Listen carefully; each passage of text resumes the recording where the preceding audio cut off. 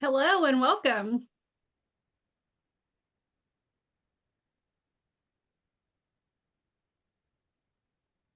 Erica, while you start to open, I will share my screen and make sure that we can see everything and that is working. Okay, great. Welcome everybody to the CKC free webinar for December 2023. Today we are talking about data storytelling, transforming raw data into narratives that are compelling and actionable. And we have a ton of great information we're really excited to share with you. I'm going to be handling the back end today. My name is Erica Curtis. I'm the Marcom manager at CKC. Courtney has just started sharing her screen, so hopefully everyone can see that and hear us okay. I'll be keeping an eye on the chat, so if you do have any problems, let me know, and I will also be putting some resources in there for you to click on and grab links to while Courtney is presenting. Thank you. I appreciate it. Yeah. I am Courtney Kearney, founder and owner of C Kearney Consulting. We're super excited to have you join us today. We do have a ton of monthly actionable content that you can have access to, but you have to sign up for our emails in order to get those tidbits. We just had an email come out that is Talk Data to Me in line with today's webinar all about data storytelling. So if you did not get that, we have that available for you. And then we also have some additional content from the months previous about the data guru mindset and fueling us for our holiday campaigns. If you are ready to achieve your goals and want to work with a consultant, we are available. If you're not quite ready to work with a consultant, we do have a book, CRM or Die, that is available for purchase. Today, we're going to be talking about what story is your data, or what story is the data telling. First, I want to open it up with a poll question. So I'm going to go ahead and engage that poll.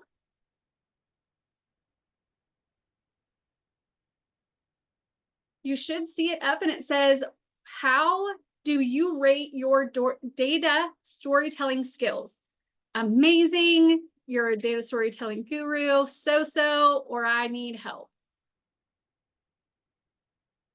We've got 63% participation. Thank you for everybody. And we just hit 100. So thank you so much. I will go ahead and end the poll.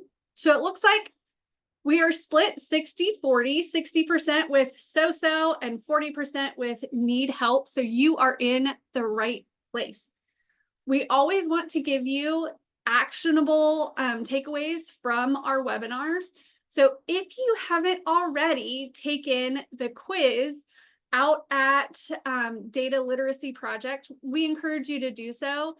Erica, I'm not sure if you're going to drop in the link to be able to take this. I know we'll have it in our follow-up email, but if you haven't taken it, you can also jump out to our website because I know that it was listed in some of our recent articles.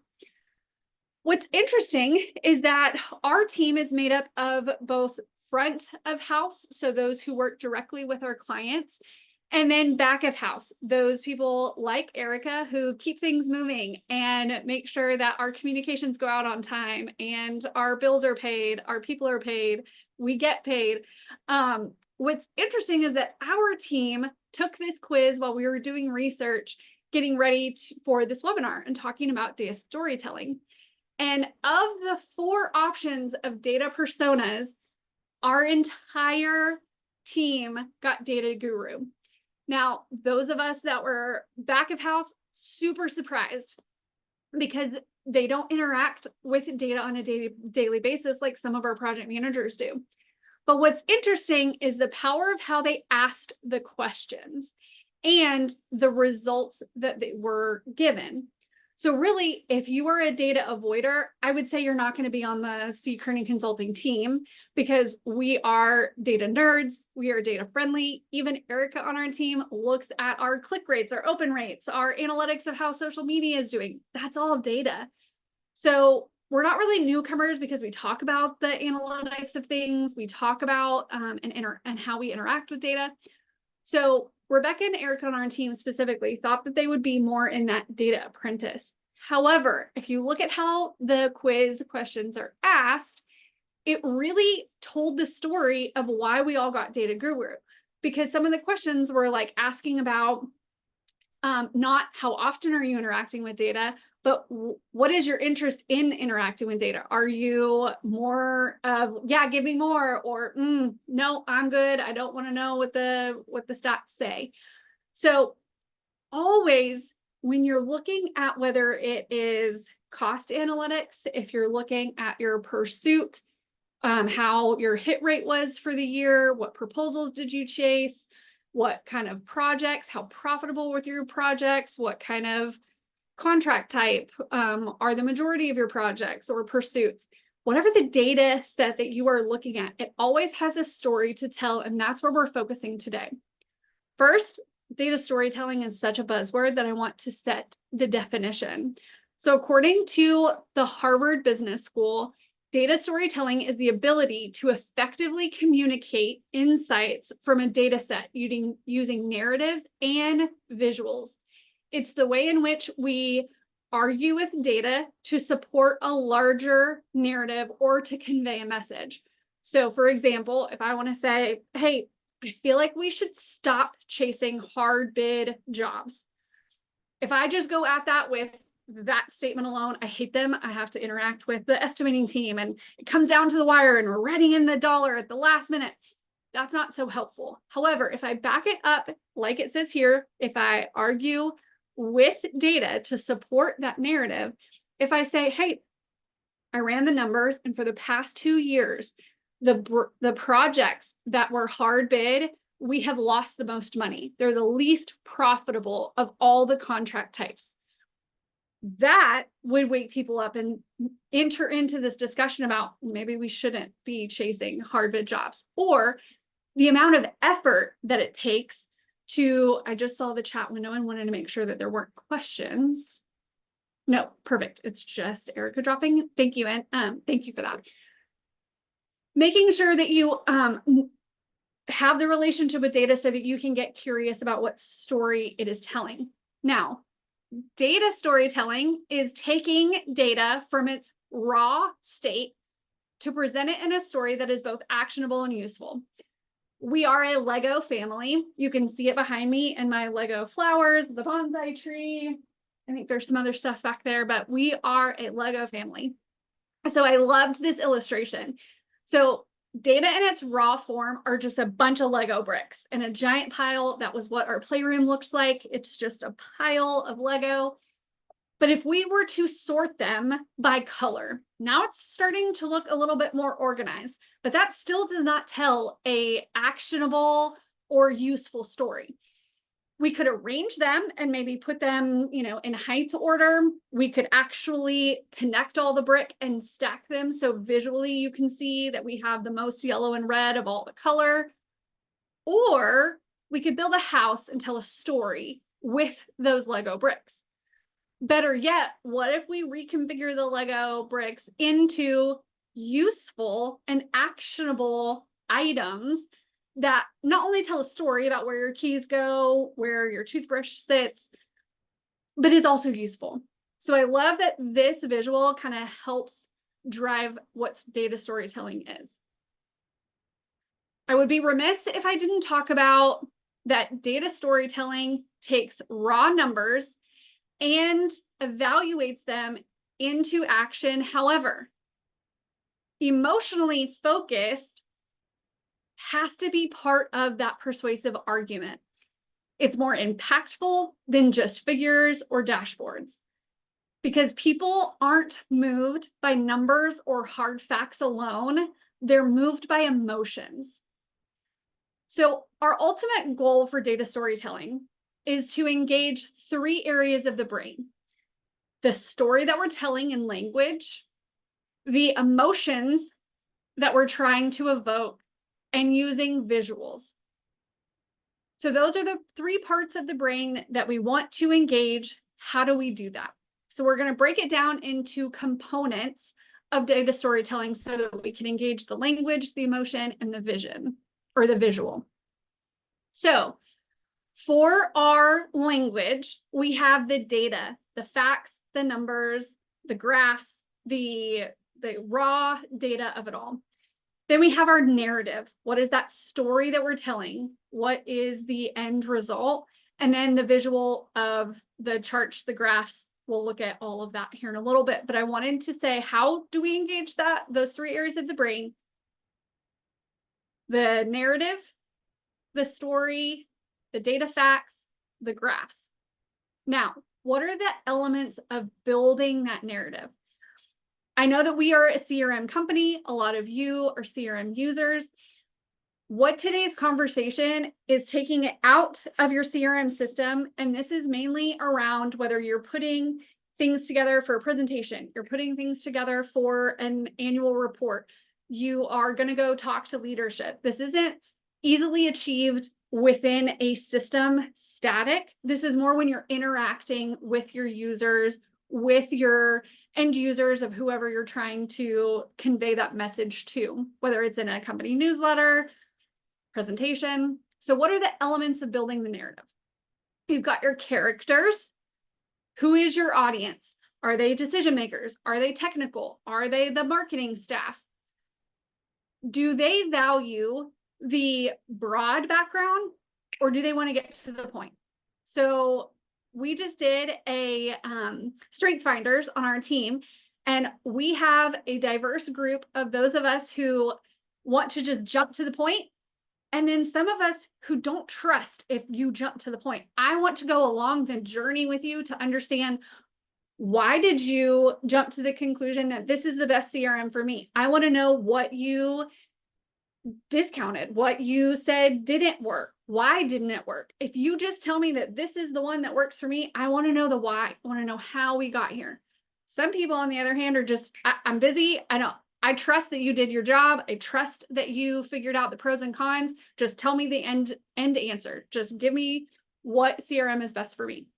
Everybody's different. So you have to consider your audience, because the characters involved determine the story you're going to tell. And then the setting, the context, the parameters around that. Do I have 30 minutes? Do I have 15 minutes? Do I have an hour? Do I have half a day? What are the parameters and the filters in which, am I preparing this and someone else is going to give this message? Is it going to be just received on a flat document or in an email? Is there a goal that the data needs to meet? So I know that at the end of the year, I need to say if we're profitable or not. I need to say if we had a good or bad hit rate. I need to prove that we need more staff. I need to make the argument that we need to stop a contract type. All of those things. Is there a goal that needs to be met? And then there's always a conflict in every good narrative. That's the emotion. That is the part of, is there a problem you need to lean into? We don't have enough staff and our staff wants to quit. We don't have enough staff and they're sick of working weekends. Hard bid kills our staff and our productivity, our efficiency. We don't want to do that anymore. What is the problem? What is the conflict? And then every story usually ties up in a great bow and you have a resolution. You wrap up the story with a satisfying ending, or that's the goal anyway. So when we're thinking about storytelling, you're like, hey, I learned this in 3rd grade. You set the hypothesis, you give 3 examples, and you have a conclusion. Well, this is more of that. What grabs you? What is the conflict? What is the resolution? That's the story part. Now we need to think about the visualization part. So that 3rd part, getting into what are the questions that help us have the best visuals? What's the most important takeaway? What's the best way to display this data? It is not a one chart fits all scenario. A pie chart does not work for every data set. What can be eliminated from my visual? What color can best be used? If I'm going to be in a conference setting with a big ballroom, bright neon colors are going to get lost. That's not great. If I'm going to be in an individual setting where the screen is really bright, neon colors might not be great. Are the words being used efficiently, or do I have mindless headers that are just not helpful to the narrative of my story? Is it easy to comprehend? Can I look and immediately know what the takeaway is? And then finally, what's the call to action? What am I asking them to do with the data in front of them, or the chart or the visual that is in front of them? What is that call to action? So we're going to break the visuals down even more into elements. So those elements of the visualizations, what is the presentation or the chart type? How am I presenting the data? Am I making comparison clear and easy with colors, chart type, etc.? Do I have descriptive and explanatory headers? Am I using highlighting efficiently, graphic cues? And have I avoided clutter, or have I made clutter? So that is a lot of words, a lot of setting the foundation. Now let's get into some examples of what I'm talking about, so we're not just staying in this hypothetical area. So here is the exact same data set shown 5 different ways. What you'll notice as you start to take this information in is that everybody kind of gravitates towards one way that they like to see the data over another. So when I presented this to my team, immediately one of my team members was like, I like the upper left, but I wish that it was descending in the average proficiency. I want to see that 2.6 at the top. And then they said, well, how is it even sorted? Because it's not alphabetical either. It's just a chart of like it. They couldn't get past that part of it. Had it been sorted by descending order, they would have loved that chart. Left it, done. The one on the middle top, yes, it's showing you the most. Yes, it's showing you the down to the least. So there is a story that's being told there. On the top right, again, it's the same thing, but you can see the exact numbers instead of the one in the middle. I have to guess, is it 2.55? Is it 2.6? I'm not quite sure, but it's giving you the exact numbers on the top right. Top left, that stresses me out, or bottom left, excuse me, and I don't even know how to take that in. Is that per like answer? Is that per response? I'm not 100% sure what's happening with that one. That one stresses me out. Quite honestly, the colors, the shape, the everything of the bottom right, I can't take that in.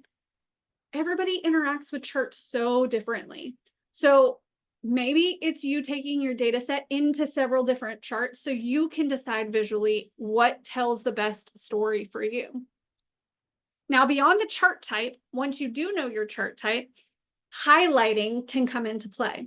So once I've decided that I want a bar chart and a pie graph, I can have the default where everything is the same color on the top one, or I can highlight what I want you to actually look at. So for this example, a grandmother was sick 4 out of the past 14 days. Or I can highlight the words sick for 4 out of the past 14 days and highlight the 4 days that she was sick. On the pie chart, woodcutters have the most wolf-related encounters, or I can say woodcutters, I think I might have said wolf cutters. Oh my goodness. Woodcutters have the most wolf-related, and then highlight that area so that you're visually tying the graphic to what the words say. You're marrying those two. Then we're going to look at headers and the use of color. So for these, wolves kill 23% more pigs than the next biggest predator. So what we're looking at is the difference between the orange line and the one right below it is 23%. So I've told you that with the words, but you visually can see it as well. After steel, bricks are the next strongest building material for wind resistance. I didn't have to label any of the chart. You can see the difference between steel and bricks by the narrative in which it's describing the chart. Now, we don't need to know the 7 other options of building materials. We're focused on the first 2, so I don't need to label the rest of those. Then we look at graphic cues. Now, this depends on your culture, who you're giving the presentation to. So some of these do get a little silly for business, but if you're doing a social media post, things like that, it might be useful. So graphic cues, pointing, drawing the eye to where you're trying to get people to look, whether it's through arrows, through color, through the foreground. I'm going to put a box around it. I'm going to highlight it, background it, use brackets, use shapes, emojis, icons, give a reference point of this is the median, this is our average. Those cues are very important to how you're telling your story and the journey that you're asking the user to go on with you. And then finally, avoiding clutter. Now, for the chart on the left, I'm going to give every single answer that was available. On the one on the right, I'm going to put all of the small answers into one category that's going to be called other. So because it was below that 100 mark, whether it's IM, GM, FM, CM, WH, doesn't really matter. We can just group all those together. That's called other. Now, for you data nerds, data gurus out there, we are not suggesting that you have a value called other. No, no, no. We do not like the value of other.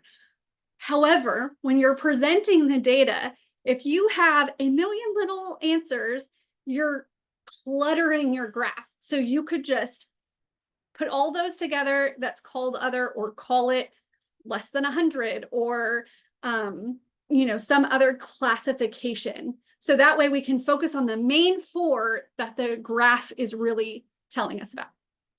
So these have been some great examples. Now let's get into some specific case studies. So for these case studies, the dashboard, when you're thinking about a CRM system, typically looks something like this. You've got different individual widgets. You've got maybe some little boxes at the top. You've got tabs at the top. It's a lot for a user to take in. So maybe you're really only focused on one area. So we're looking at the widget or the graph, the data set in the top left corner. So we really just want to focus on the client registrations and the completed sessions per week. This is really noisy. I've got to look at the each week. I've got to look at the up and down of what is the sessions versus the registration. It's a lot of numbers to take in. So if I play with the type of chart first, maybe a line graph is better. It's telling me the overarching story instead of all these bars that I have to visually take in and see all of these numbers for. So if we compare it and we look at side by side, here's the bar chart, here's the line chart. I still feel like we're not 100% there yet with the header, with what story we're telling. So if we change the header, if we're going to give this into a presentation, weekly training program registrations are 50% lower compared to the highest week in May. So we put a 60 on the highest and 29 on the lowest, and that's a 50% decrease in our registrations. That tells an impactful story. You're asking the user to do a lot on the top two. So let's look at another example. Again, here's an example of a typical dashboard that you could look at. Let's take the bottom right, the client registrations and completed sessions, this time by location. So this is, again, asking the user to do a lot of digging and understanding through the visuals, because each bar chart has numbers, what's happening. What if we stacked them instead and it looked something like this? It tells us the total registrations. It tells us the by center what is happening. We've added the total registrations over on the side. We've still got all the information, but visually I can take it in a whole lot more. Now, if we compare the two and we compare the bar chart, individual bars, to the stacked bar on the right, if I add a more descriptive header, if I add color, then we get another step closer. Now, if I'm going to give a presentation, if I'm going to put this in a newsletter, if I'm going to draw conclusions in a presentation, between the two charts, this is the end result that I would suggest that we would present. We have an opportunity to expand our training program. Our summer promotion was effective at getting clients to register for the program, but our latest weekly training registrations are 50% lower compared to our highest week in May. The recommendation, review the current awareness. And then on the right, the volume of our training sessions attended has also tapered off since May. Center C has the highest, again, we're highlighting using color. Center C has the highest percentage of registration, So let's discuss. Here is our data set being presented to the user, but we have clear recommendations and discussion points. With our last 3 minutes, we're going to conclude with a more in-depth case study that follows a chart from start to finish, taking all of the elements that we've discussed so far in this webinar and moving through the development of that specific chart or data set. So we're going to start with, here's our starting point. Holy cannoli, there's a lot to take in. I've got individual dates at the bottom. I've got numbers on each stack. I've got numbers at the top. I've got a line. I've got arrows. I've got colors. I've got a legend. There's so much to take in. So step one, let's eliminate some clutter. Let's eliminate the noise. Let's get us down to more of the raw visuals that are actually needed. So this is what it looks like if we've eliminated that clutter. Now, let's start playing with color and seeing what the use of color can do. Here we've got a couple numbers at the start and the stop. We've got our eye being drawn with that yellow to the 48-month lease. We've got some additional narrative happening that is connecting that 48-month lease with the words in yellow. So we're using some good color here. But is the color the best way to tell this story with a stacked bar chart? Or maybe could there be a line graph with a direct point correlation to something that happened at that period of time? So now we've got a graphic cue. Maybe I still am not happy with this chart type, so let's play again with the stacked chart. One thing to note that if you're going to highlight color as you go through your chart types and playing, the one on the left, absolutely, if you are starting with a baseline of 0, using those color comparisons, easy peasy. If you start to go into the middle or the top, it's really hard for the eye to tell, is January and February the same size? Is December and January the same size? Because they're no longer all starting at 0. So you're asking the user to do a lot of April and May of 2020 looks very similar. I can't tell if they're the same or not. So you got to make sure that when you go to highlight in color and choose your chart type, make it easy for your user. Now, should we do a line chart for each one? Do we really only care about the stop and the start? So let's look at what it looks like to add the narrative. The total units sold is down 22.7%. We've got our point because of COVID and the lockdowns, and then we've got our start and our stop on the right. And we're using those colors to highlight where we want the user's eye to go. So start, a lot of noise. End, very clean, very clear cut. I know we're right at time. This was a lot of information. I want to give you the resources that I used to help put this presentation together. There was 3 great sites.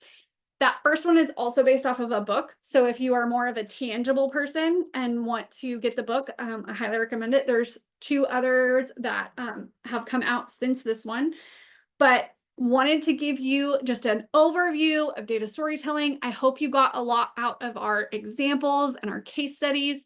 We would love to hear from you if you would like some more follow-up, or if this is more of interest to you and you want to go deeper, please let us know.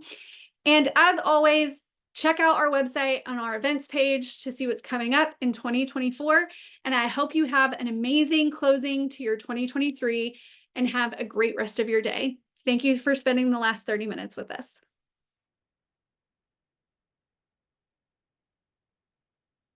Yes, this recording will be available And I'm going to stop sharing so Erica, you can answer how they will get that recording.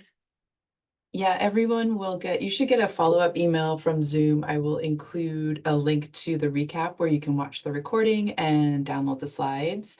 It'll also be available if for some reason, sometimes those go to junk.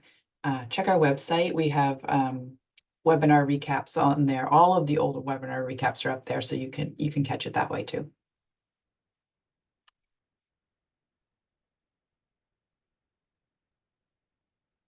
Thank you, Jen.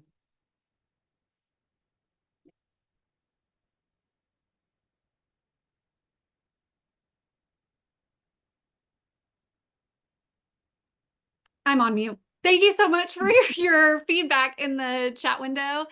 And I know we still have a couple more here in the room, so we will wait another minute or so before we end it in case you are typing into the chat or the Q&A. We definitely want to hear what you have to say for sure.